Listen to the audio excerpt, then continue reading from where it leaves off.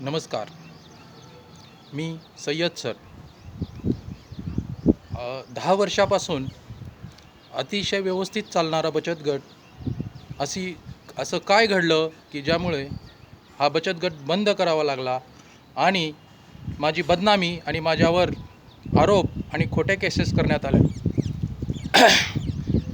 याबद्दल मी एवढं सांगू शकतो, ज्यांच्यावर जास्त विश्वास होता त्याच लोकांनी माझ्यासोबत विश्वासघात केला आणि ही परिस्थिती माझ्यावर आज आलेली आहे.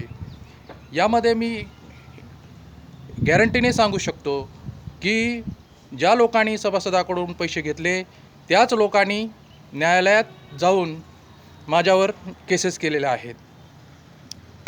एवढेच नव्हे तर गुंड प्रवृत्तीचे लोक आणून धमकावून जे बचत गटाच्या माध्यमातून घेतलेली जमीन होती ती पण स्वतःच्या नावावर करून घेऊन आणि मी जेलमध्ये गेल्यानंतर ती विकून ते परस्परांनी पैसे वाटून घेतल्याची घटना घडलेली आहे. आणि अजूनही चेक, माझे ब्लँक चेक त्यांच्याकडे आहेत आणि ते आता मला परत करत नाहीत किंवा ते जमीन विकून कोणत्या सभासदांनी ते वाटून घेतलेले आहे याचा पण मला हिशोब दिलेला नाही. त्याच पद्धतीने आणि जिल्हा परिषदकडून पण माझी आर्थिक कोंडी केली जात आहे की माझा जो निर्वाह भत्ता 50% होता तो मार्च महिन्यापासून बंद करण्यात आलेला आहे. आता हे पण लक्षात येईल की बाबा निर्वाह भत्ता बंद कोणत्या कारणाने केला, एवढे दिवस 5 महिन्यापासून निर्वाह बंद करता येते का याची पण चौकशी करण्यात यावी. आणि मला कितीही त्रास झाला मला त्याचं दुःख नाही, परंतु माझ्या फॅमिली डिस्टर्ब होत आहे, माझ्या मुलांचा शिक्षणाचा प्रश्न उद्भवत आहे. आता मला या व्हिडिओच्या माध्यमातून एवढंच सांगायचं आहे, मी खराच दोषी असेल तर ज्यांनी आरोप केला आहे आणि मी तर माझी, कारण हे कसं आहे विश्वासाचा प्रश्न होता आणि विश्वास हा कुठल्या पुराव्याने किंवा कुठल्या सबुताने हे सिद्ध करता येणार नाही. तर माझी एकच ज्याही तपासणी यंत्रणेला विनंती आहे की माझी नार्को टेस्ट करण्यात यावी आणि मी जर दोषी असेल तर योग्य ती न्यायालयाची शिक्षा मी भोगायला तयार आहे. आणि ज्यांनी आरोप केला आहे त्यांचीही ती narco test, brain mapping test जे की खरे बोलण्याची ज्या टेस्ट आहेत त्या करण्यात यावा आणि मला न्याय मिळावा एवढीच माझी विनंती आहे. आणि मला एवढंच सांगायचं आहे की ज्या लोकांवर माझा जास्त विश्वास होता, ज्यांनी जास्त बचत गटाचा फायदा घेतला, त्याच लोकांनी माझ्यासोबत विश्वासघात केला आहे. त्यांची मी या व्हिडिओच्या माध्यमातून नावे सांगू इच्छितो की त्यांनी पुन्हा एकदा त्याचा विचार करावा की खरंच सय्यद सर दोषी आहेत नाहीत. कारण जेवढं देणं आहे तेवढं येणंही आहे, जेवढं देणं आहे तेवढं येणंही आहे. कारण बचत गटाच्या माध्यमातून या सर्व सभासदांनी माझी अशी फसवणूक केली आहे की ज्यावेळेस अध्यक्षाने राजीनामा दिला त्यावेळेस कोणीही अध्यक्ष झाला नाही. आणि ठीक आहे सर, तुमच्यावर विश्वास आहे आणि तुम्हीच पुढं चालू राहू द्या.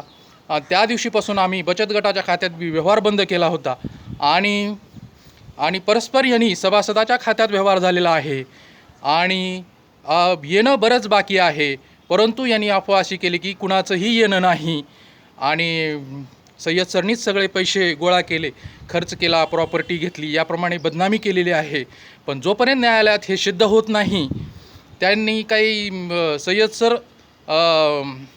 म्हणजे आरोप सिद्ध जोपर्यंत होत नाही तोपर्यंत काही सय्यद सरनी हा गुन्हा केला आहे असं हे होत नाही किंवा समोरच्यानी काय समजावं हा ज्याचा प्रश्न आहे. परंतु मी एवढंच सांगू शकतो की जोपर्यंत सिद्ध होत नाही तोपर्यंत मी गुन्हेगार नाही.